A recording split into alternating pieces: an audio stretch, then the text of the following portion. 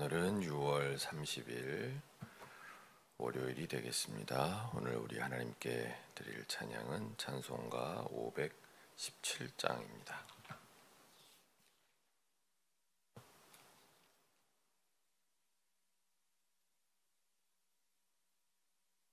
찬송가 517장. 우리 기도하시는 마음으로 가사를 읽는 곳으로 주님께 찬양을 올리겠습니다. 가난한 자 돌봐주며 복된 소식 전하라고 주님께서 우리들을 기름 부어 세우셨네. 주의 영이 우리에게 말씀하시네.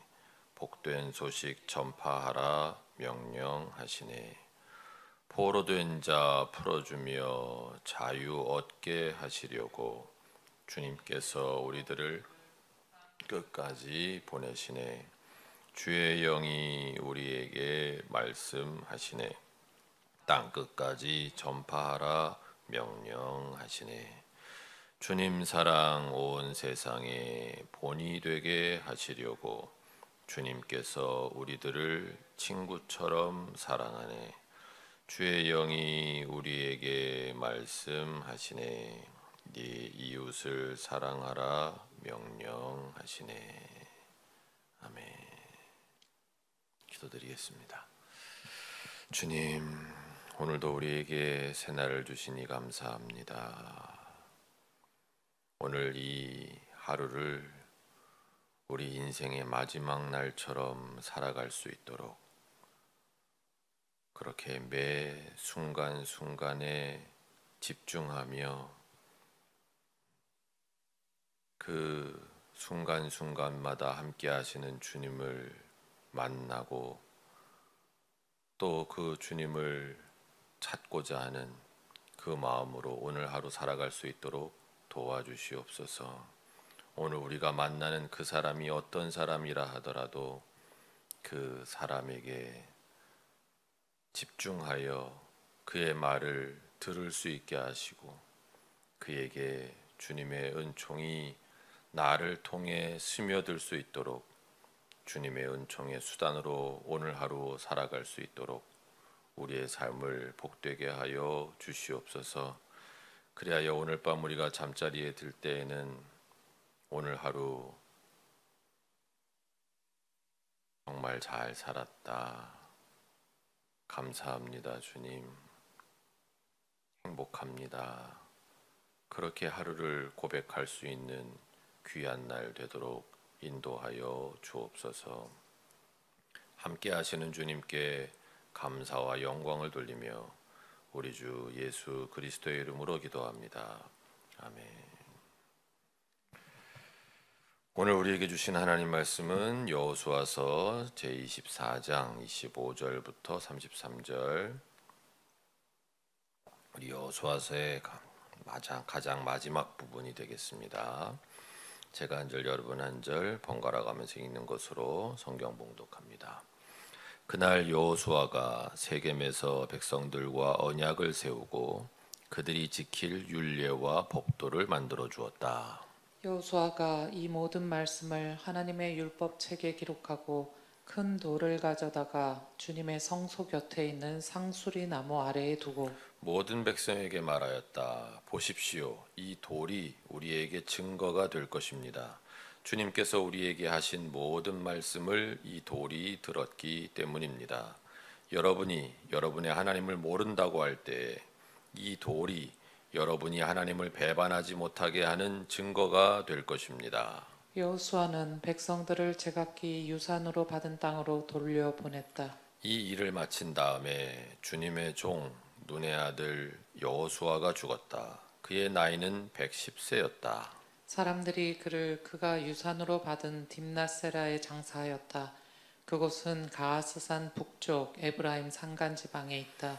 이스라엘은 여호수아의 생전에 줄곧 주님을 섬겼고 여호수아가 죽은 뒤에도 주님께서 이스라엘에게 베푸신 모든 일을 아는 장로들이 살아있는 날 동안에는 주님을 섬겼다. 이스라엘 자손은 이집트에서 가져온 요셉의 유해를 세겜에 묻었다.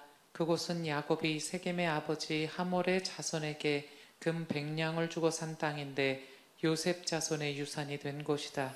아론의 아들 엘르아살도 죽었다. 사람들은 그를 그의 아들 비느하스가 유산으로 받은 에브라임의 산간 지방인 기브아에 장사하였다. 아멘. 네, 오늘 이제 여호수아서의 마지막 부분, 그러니까 우리 지난 목요일부터 시작이 됐었죠. 그 유언과 같은 설교를 그렇습니다. 23장부터 그렇게 여호수아가 유언과 같은 설교를 남기고 있습니다. 사실은 여호수아서를 마무리하면서 우리가 이 여호수아의 마지막 이 설교, 이 유언과 같은 설교의 내용을 한 번 더 돌아보면서 우리도 우리의 신앙을 재정비할 수 있는 그런 귀한 기회로 삼게 됩니다. 그러면서 이제 지난 토요일 날 저희가 함께 하지는 못했지만 각자 하셨을 이 토요일 날 본문에 그 유명한 여호수아의 말 15절이죠. 당신들이 어떤 신들을 섬길 것인지를 오늘 선택하십시오. 나와 나의 집안은 주님을 섬길 것입니다. 하는 그 여호수아 24장 15절에 유명한 본문이 속해 있는 그 유언의 마지막 부분인 거죠. 그것이 지난 토요일 본문이었습니다. 그렇게 여호수아가 나와 나의 집안은 주님을 섬기겠습니다. 당신들은 어떻게 할 겁니까? 라고 마지막으로 물었을 때 백성들이 우리는 주님을 저버리고 다른 신을 섬기는 일은 절대 하지 않겠습니다. 오직 그분만이 우리의 하나님이십니다. 막 합니다. 그때 여호수아가 19절 말씀에 좀 충격적인 이야기를 해요. 여호수아는 백성들에게 이렇게 말하였다. 당신들은 주님을 섬기지 못할 것입니다. 그러니까 주님을 섬기겠지만 그 이하의 내용을 보면 당신들은 주님도 섬기고 또 다른 신도 섬길 겁니다. 그러니 주님을 섬기지 못할 겁니다. 라고 이야기했더니 백성들이 21절에 아닙니다. 우리는 주님만을 섬기겠습니다.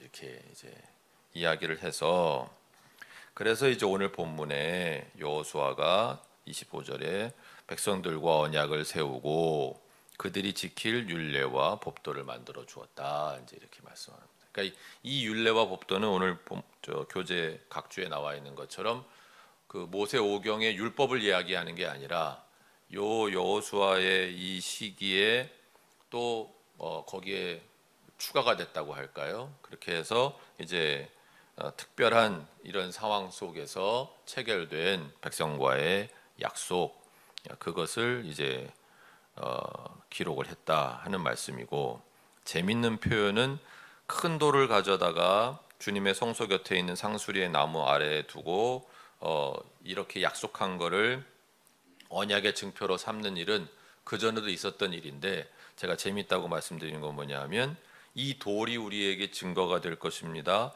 주님께서 우리에게 하신 모든 말씀을 이 돌이 들었기 때문입니다. 라고 마치 돌이 살아있는 우리 인간과 같은 그런 존재인 것처럼 이제 의인화해서 이야기를 하고 있습니다.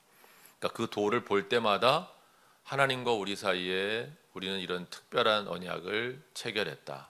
그 언약을 다시 한번 여호수아의 이 유언과 같은 설교를 통해서 우리는 재확인했다. 우리는 결코 다른 신을 섬기지 않겠다고 약속했다 하는 걸 기억하라라고 하는 의미를 이제 이렇게 재밌게 표현을 했고요.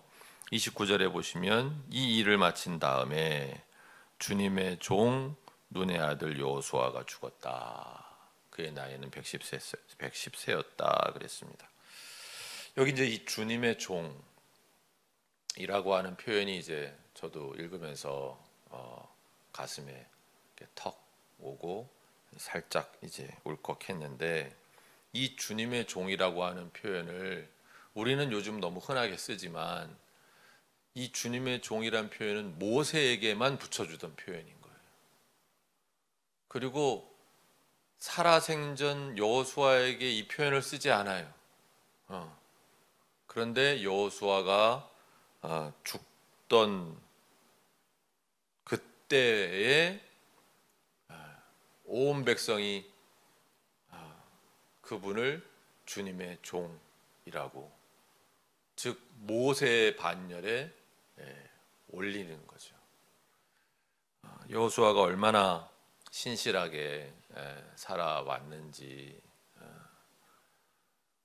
여호수아와 백성들 사이에 뭐 갈등의 장면도 있고 그런 걸 우리가 보기도 했습니다마는, 그럼에도 불구하고 백성들이 인정하는 거죠. 여호수아는 정말 끝까지 하나님께 신실한 주님의 종이었다라고. 네, 요즘 주님의 종이라고 불리는 저를 비롯한 그런 분들에게도 이 주님의 종의 의미가 좀 더 무겁게 다가오고, 우리도 여호수아처럼 그렇게 온 교회 신도들로부터, 신자로부터 주님의 종인 아무개가 죽었다라고 기록될 수 있으면 좋겠다. 그 무게는 좀 우리 스스로를 주님의 종이라고 이야기하는 것과는 다르겠다 하는 생각을 했고요. 오늘 교재에서 근데 굉장히 중요한 부분을 말씀하고 있습니다. 요거까지만 하고 이제 마치겠는데요. 지금 이곳에 하나님 나라 부분을 보시면 여호수아서는 약속 성취의 역사입니다. 아브라함으로부터 시작된 거의 모든 언약이 다 성취되었기 때문입니다. 그래서 그 구약을 연구하신 학자들 중에는 우리가 흔히 모세 오경, 그래서 창출 레민 신 얘기하는데 사실은 육경이라고 해야 된다. 여호수아서까지. 왜요?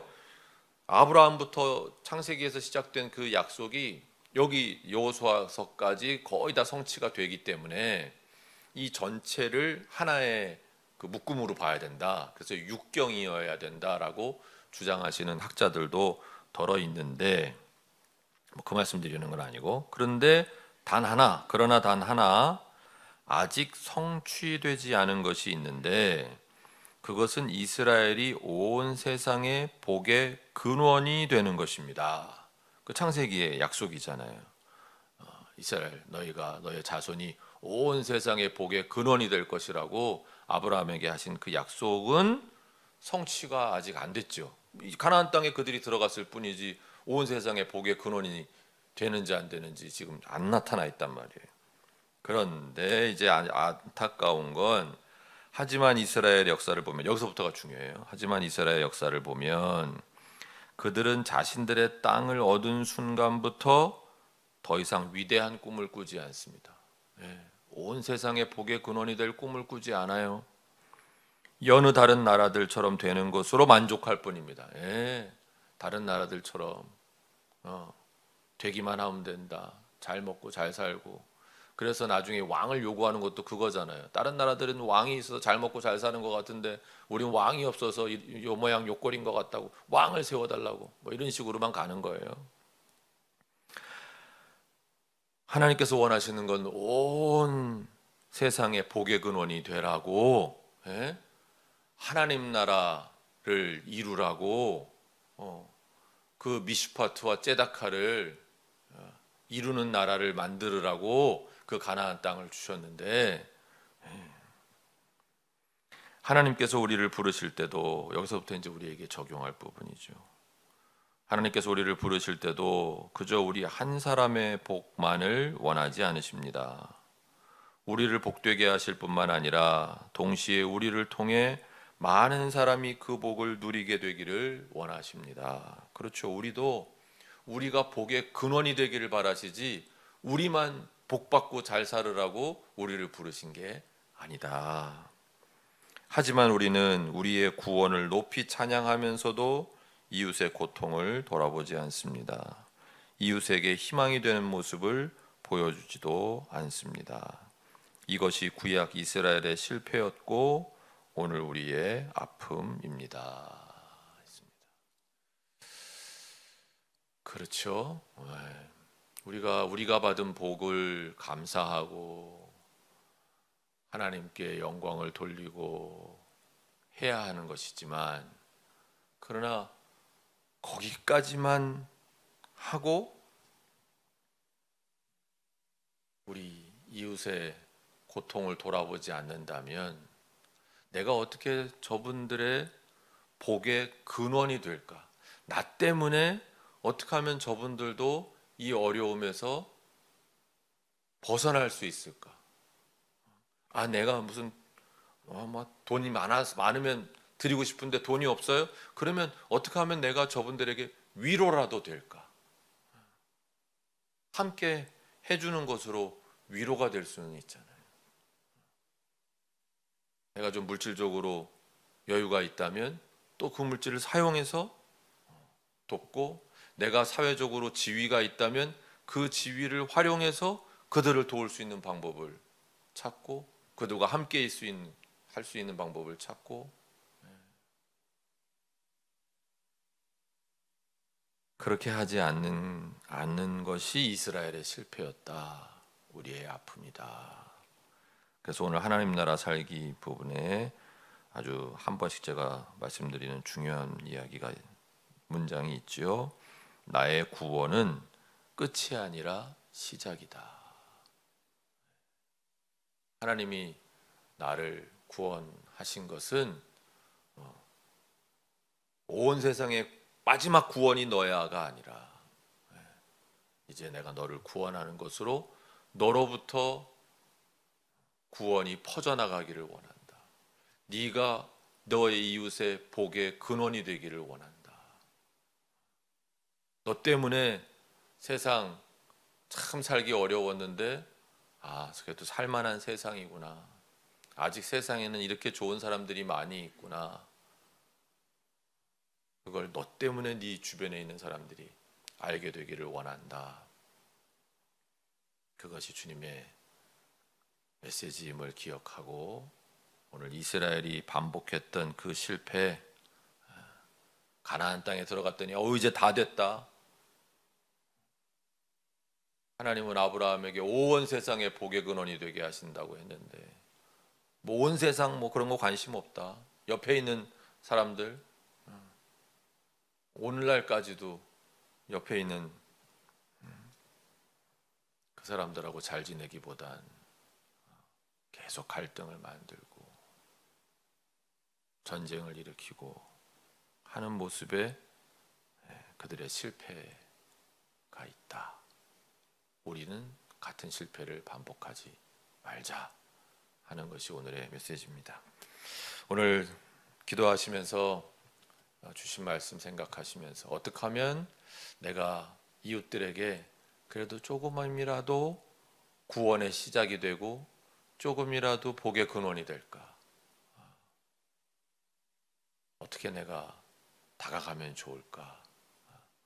그 기도의 응답을 받으실 수 있는 복된 날 되시기를 주님의 이름으로 축원합니다.